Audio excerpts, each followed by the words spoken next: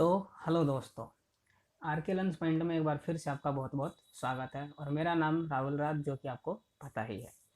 तो आज की इस वीडियो में हम आपको पता ही है कि केस स्टडी की सीरीज लेकर आए हुए हैं, जिसमें हम आपके बिजनेस स्टडी की केस स्टडी को करवा रहे हैं, जिसे एप्लीकेशन बेस्ड क्वेश्चन भी कहते हैं, वो करवा रहे हैं। तो आज की इस वीडियो में आपके अगले चैप्टर यानी कि चैप्टर 4 नियोजन में से किस प्रकार के क्वेश्चन आते हैं, ठीक है, उनको कैसे करते हैं, कैसे समझते हैं, उन क्वेश्चनों के ऊपर चर्चा करेंगे और समझेंगे। ठीक है, मैं आपको बहुत सारे क्वेश्चन इसलिए नहीं करवाता हूँ क्योंकि फिर अगर मैं बहुत सारे क्वेश्चन करवाने लगा तो उससे क्या होगा कि समय ज़्यादा लगेगा। ठीक है, इसलिए मैं आपको कम क्वेश्चन करवाता हूँ, 4 या 5 क्वेश्चन करवाता हूँ, लेकिन आपको समझाने की कोशिश करता हूँ कि क्वेश्चनों को कैसे समझते हैं और कैसे करते हैं, उनका क्या तरीका होता है। क्योंकि एक बार ये बात आपके समझ में आ गई तो आप कोई सा भी क्वेश्चन, कितने भी क्वेश्चन कर सकते हैं। ठीक है, तो इसलिए ये ना सोचे कि मैं आपको 3 या 4 ही क्वेश्चन कराता हूँ, 5 क्वेश्चन कराता हूँ, ज़्यादा क्वेश्चन क्यों नहीं करवाता। ठीक है, मेरा मकसद ये है कि आप लोगों को ये समझ में आ जाए कि इन क्वेश्चनों को करते कैसे, क्या तरीका होता है इनका करने का। ठीक है, तो इसलिए मैं 4 या 5 क्वेश्चन ही कराता हूँ, जिसमें मैं आपको समझाने की कोशिश करता हूँ कि क्वेश्चनों को कैसे समझा जाता है, कैसे करा जाता है। तो चलिए स्टार्ट करते हैं। तो सबसे पहला क्वेश्चन, पॉल लिमिटेड के सभी प्रबंधकीय स्तरों के प्रबंधकों की एक सभा हुई। कंपनी के सीईओ ने सभा के मुखिया की भूमिका भूमिका निभाई। ठीक है, क्या है कि पॉल लिमिटेड कंपनी है जिसके प्रबंधकीय स्तरों के प्रबंधकों ने मिलकर एक सभा बनाई, सभा बिठाई। ठीक है, और कंपनी का जो सीईओ था वो उस सभा का मुखिया बना। सभा में उपस्थित सभी प्रबंधकों ने कारण सहित अपने अपने सुझाव दिए। सारे प्रबंधक अपने अपने सुझाव दे रहे थे और साथ में उनका कारण भी बता रहे थे कि ये सुझाव क्यों होना चाहिए। ठीक है, अंत में यह निर्णय लिया गया कि कंपनी अपने विनियोग पर 22% आय प्राप्त करना चाहेगी। और अंत में यह उनका निचोड़ निकला, यह उनका अंत में निर्णय लिया गया, सबने मिलकर यह निर्णय लिया कि जो कंपनी की वार्षिक आय होगी वो कितनी होगी, 22% होगी। ठीक है, तो अब पढ़ते हैं क्वेश्चन में क्या पूछा गया है हमसे। कंपनी की सभा में एक विशेष योजना पर हुई चर्चा को पहचानिए। ठीक है, इसमें कौन सी योजना के ऊपर बात की जा रही है। ठीक है, अब जब चैप्टर पढ़ रहे थे हम तो आपको बहुत सारी योजनाएं बताई थी, उद्देश्य, नीति, नियम, कार्यविधि हैं, मोर्चाबंदी, कार्यक्रम, बजट, बहुत सारे थी जो कि मैंने आपको बताई थी। अब उनमें से आपको ध्यान करना है कि कौन सी योजना यहाँ पर लागू हो रही है। एकल उपयोग योजना लागू हो रही है या दूसरी वाली योजना लागू हो रही है। ठीक है, तो इसमें एंड में उन्होंने क्या निर्णय लिया, उसमें एंड में उन्होंने यह निर्णय लिया कि उनकी जो आय प्राप्त होनी चाहिए उनको, वो 22% होना चाहिए। मतलब कि ये उनका ऑब्जेक्टिव है, उद्देश्य है। ठीक है, तो इसका आंसर क्या होगा आपका, इसका आंसर होगा आपका उद्देश्य। ठीक है, क्योंकि उन्होंने एंड में उद्देश्य ही तो निर्धारित किया कि उनकी जो आय होगी वो 22% होगी, तो इसका आंसर होगा आपका उद्देश्य। ठीक है, क्योंकि उद्देश्य, नीति, नियम, कार्यविधि, मोर्चाबंदी, पद्धति, ये सारी चीजें जब मैं चैप्टर पढ़ा रहा था आपको तो इनके ऊपर मैंने बताया था। ठीक है, अब चलते हैं अगले क्वेश्चन पे। एक कंपनी के सामान्य प्रबंधक ने सभी विभागीय प्रबंधकों को अपने अपने विभागों के बजट वर्ष 2014-15 के लिए बनाने के लिए कहा। सभी विभागों के बजट प्राप्त होने के बाद एक मास्टर बजट बनाएगा। ठीक है, जो कंपनी का प्रबंधक होता है उसने सभी विभागीय प्रबंधकों को अपने अपने विभागों का वार्षिक बजट तैयार करने के लिए कहा। और जब सभी ने बजट तैयार कर दिया गया तो उसके बाद एक मास्टर यानी कि एक फाइनल बजट और तैयार किया गया। नए वर्ष 2015-16 में पुनः इस प्रक्रिया को दोहराया गया। मतलब कि अब जो अगला साल था उसमें भी सेम ऐसे ही किया गया, फिर से पहले विभागीय बजट बनाया गया और फिर मास्टर बजट बनाया गया। ठीक है, ये कहना है इसका। तो अब पढ़ते हैं कि क्वेश्चन क्या है। अनुच्छेद में वर्णित योजना के प्रकार को उपयोग की पुनरावृत्ति के आधार पर पहचानो और अर्थ बनाओ। इस क्वेश्चन में पुनरावृत्ति के आधार पर जोर दिया गया है। ठीक है, पुनरावृत्ति के आधार पर, पुनरावृत्ति के आधार मतलब कि जो बार बार किया जा रहा है उसके आधार पर। जैसे पहले ये बजट बनाया जा रहा है, विभागीय बजट, उसके बाद फिर मास्टर बजट बनाया जा रहा है। ठीक है, तो इनके आधार पर आपको बताना है कि इसमें कौन सी प्रकार की योजना का हम प्रयोग कर रहे हैं। ठीक है, तो इसमें क्या है, क्वेश्चन में सबसे पहले एक बजट बनता है विभागीय बजट, और जब विभागीय बजट बन जाता है उसके बाद बजट मास्टर बजट तैयार करते हैं। और ये हर समय का अलग अलग है, जैसे 2014-15 का अलग, 2015-16 का अलग। तो इस प्रकार का कौन सा योजना होता है? क्या एकल उपयोग योजना होता है? जी हाँ, इसका आंसर एकल उपयोग योजना ही होगा। क्यों? क्योंकि एकल उपयोग योजना क्या होता है? एकल उपयोग योजना का अभिप्राय एक ऐसी योजना से है जो लगातार चलती है, ठीक है। नहीं, ये स्थायी योजना होती है जो मैं आपको बता रहा हूँ, जो लगातार चलती है, इसको स्थायी योजना कहते हैं। एकल उपयोग योजना वो होती है जो किसी विशेष समय में प्रयोग की जाती है, मतलब किसी विशेष समय की आवश्यकता को पूरा करने के लिए जो योजना बनाई जाती है वो एकल उपयोग योजना होती है। और स्थायी योजना कौन सी होती है? स्थायी योजना वो योजना होती है जो किसी भी कंपनी में लगातार चलती रहती है, ठीक है, वो स्थायी योजना होती है। तो इसका आंसर आपका क्या होगा? क्योंकि ये लगातार नहीं चल रही है, 2014-15 में चली, उसके बाद खत्म, फिर दूसरी बनी 15 और 16 के लिए, फिर ये 16 में आके खत्म हो जाएगी, फिर 16 और 17 के लिए दूसरी बनेगी। तो ये आपका एकल उपयोग योजना है जो कि केवल एक बार प्रयोग हो रही है, जिसका समय क्या है? 2014 से 15 में एक बार उपयोग हुई, वो खत्म हो गई। दूसरी बार 2015-16 में उपयोग होगी और फिर वो खत्म हो जाएगी। तो इसलिए यहाँ पर पुनरावृत्ति के आधार पर जोर दिया गया और पुनरावृत्ति के आधार पर पहचानने के लिए बोला है, ठीक है। तो यहाँ पर होगा आपका आंसर एकल उपयोग योजना। तो चलिए अब अगला क्वेश्चन देख लेते हैं। अगला क्वेश्चन है आपका, एक कंपनी ने अपने बिक्री अधिकारियों को यह निर्देश दिया कि वे उधार माल बेच सकते हैं। उन्हें यह भी स्पष्ट बता दिया गया कि वे ग्राहकों को सूचित कर दें कि यदि 1 माह तक भुगतान नहीं हुआ तो उन्हें पूरी अवधि पर 10% की दर से ब्याज देना होगा, ठीक है। उन्होंने यह भी अपने जो उनके ग्राहक हैं उनको यह भी बता दिया कि अगर आप उधार माल खरीदते हो और उसका भुगतान अगर आप 1 माह तक नहीं कर पाते तो उसके ऊपर आपको फिर 10% ब्याज देना होगा, ठीक है। अब क्वेश्चन देखते हैं क्या है। उपरोक्त अनुच्छेद में 2 प्रकार की योजनाओं का उल्लेख किया गया है। पंक्तियां उद्धृत करते हुए उन्हें पहचानिए। कौन सी लाइन है इनमें से उस लाइन को लिखना है और उसके बाद कौन सी योजना है वो भी लिखना है, ठीक है। तो अब पहचानते हैं। इसके लिए आपको दोबारा से क्वेश्चन पढ़ना पड़ेगा, ठीक है। एक कंपनी ने अपने बिक्री अधिकारियों को यह निर्देश दिया कि वे उधार माल बेच सकते हैं, यहाँ तक बेच सकते हैं तक। इसमें आपको क्या लगता है ये कौन सी योजना हो सकती है? क्या नियम हो सकता है, उद्देश्य हो सकता है, कार्यविधि, पद्धति, क्या नीति हो सकता है? जी हाँ, इसका आंसर नीति ही होगा। क्योंकि ये कंपनी की क्या हो गई, एक पॉलिसी हो गई, एक नीति बन गई कि अब जो कंपनी है वो उधार माल बेच सकती है। तो यहाँ पर यहाँ से लेकर एक कंपनी ऐसे लिखेंगे इसको, एक कंपनी बीच में डॉट डॉट डॉट लगाओ और बेच सकते हैं, ये लाइन लिख दो और इसका आंसर लिख दो क्या? नीति, ठीक है। ये इसका आंसर हो गया नीति, क्योंकि ये इन कंपनी की क्या हो गई, एक पॉलिसी बन गई जिसमें वो क्या कर रही हैं, उधार माल बेच रही हैं, ठीक है। तो अब दूसरा, एक तो पता चल गया हमें नीति है, अब दूसरा देख लेते हैं, दूसरा कौन है। उन्हें यह भी स्पष्ट बता दिया गया कि वे ग्राहकों को सूचित कर दें कि यदि 1 माह तक भुगतान नहीं हुआ तो उन्हें पूरी अवधि पर 10% की दर से ब्याज देना होगा, ठीक है।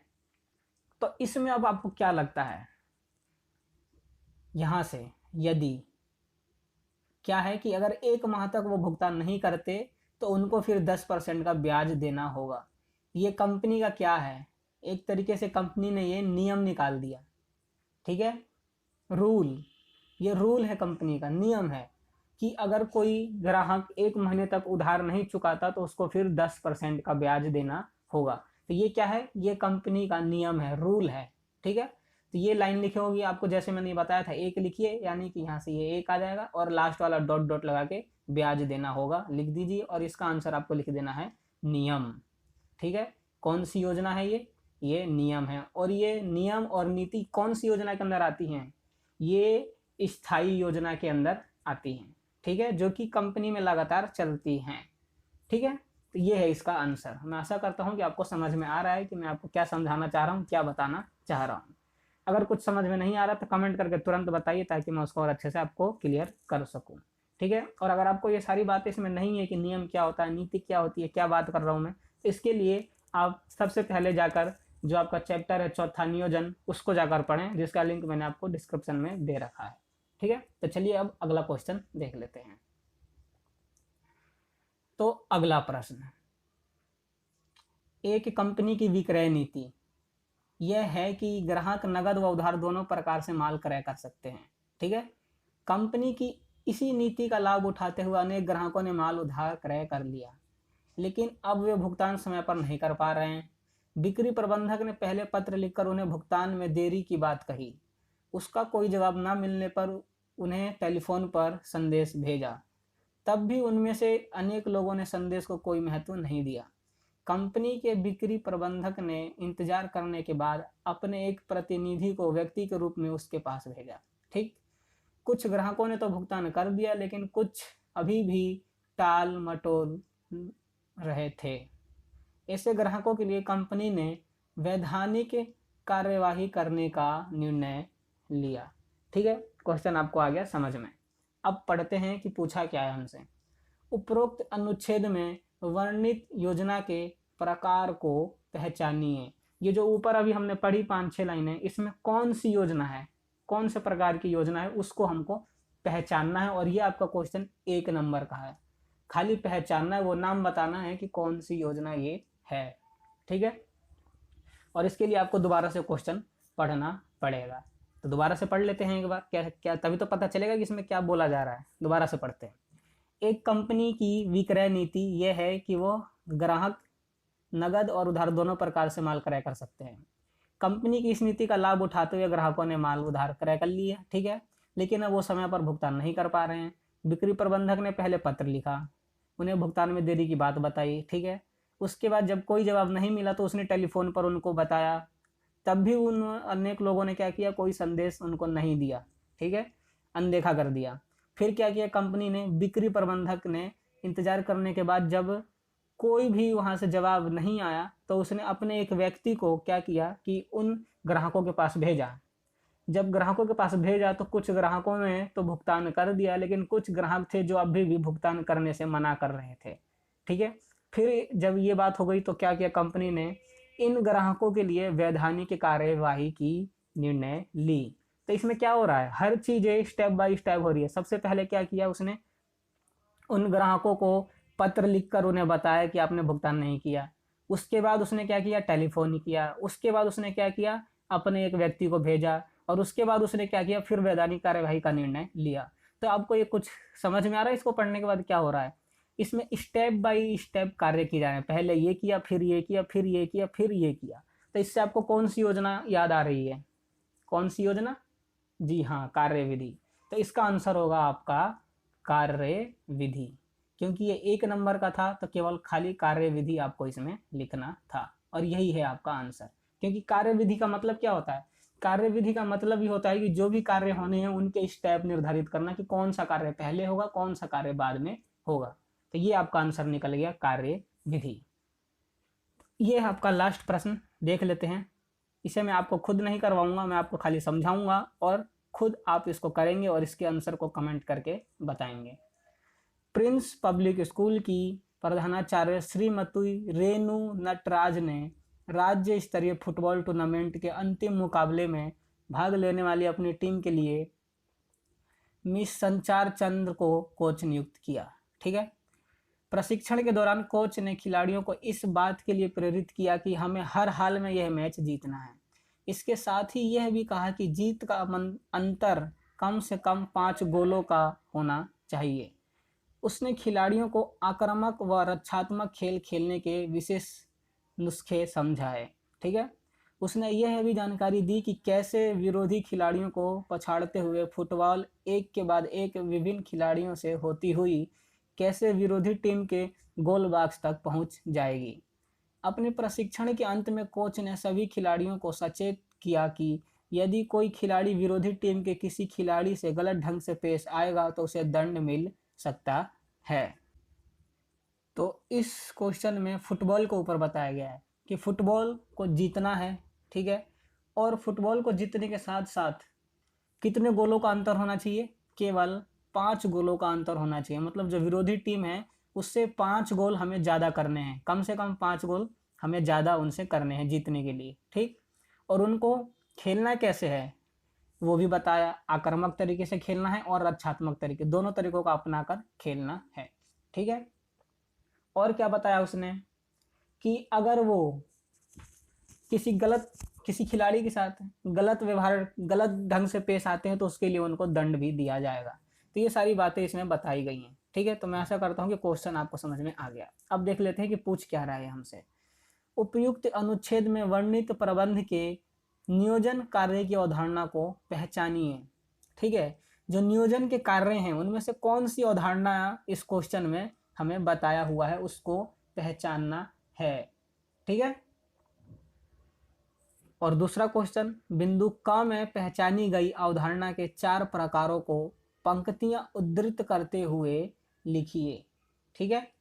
तो कौन सी अवधारणा है इसमें, ये आपको कमेंट करके बताना है। और जो अवधारणा है उसके 4 प्रकार, उन चारों प्रकारों को बताना भी है और साथ में उनकी लाइन भी लिखनी है, ठीक है। तो मैं आशा करता हूँ कि आपको क्वेश्चन समझ में आ गया और आप इसका आंसर दे पाएंगे। फिर भी अगर नहीं दे पाते हैं तो कमेंट करके ज़रूर बताइए, मैं आपको अगले चैप्टर की जब वीडियो बनाऊंगा तो उसमें इसका आंसर आपको बताऊंगा, ठीक है। तो आज की वीडियो में बस इतना ही।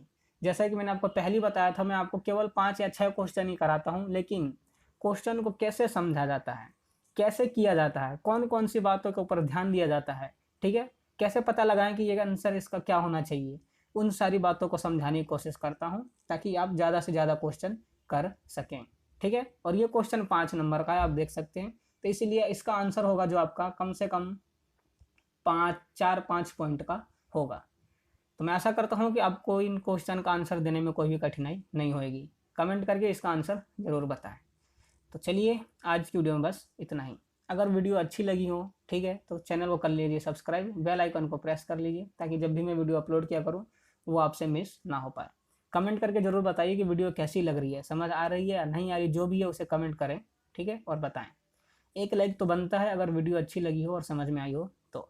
अपने दोस्तों के साथ शेयर करना ना भूलिएगा अगर आपका कोई दोस्त है जो बिजनेस स्टडी, केस स्टडी को हिंदी में पढ़ना चाहता है तो आज की वीडियो में बस इतना ही। बहुत जल्द मैं आपकी अगली वीडियो के साथ हाजिर रहूँगा। वो तब तक के लिए गुड बाय।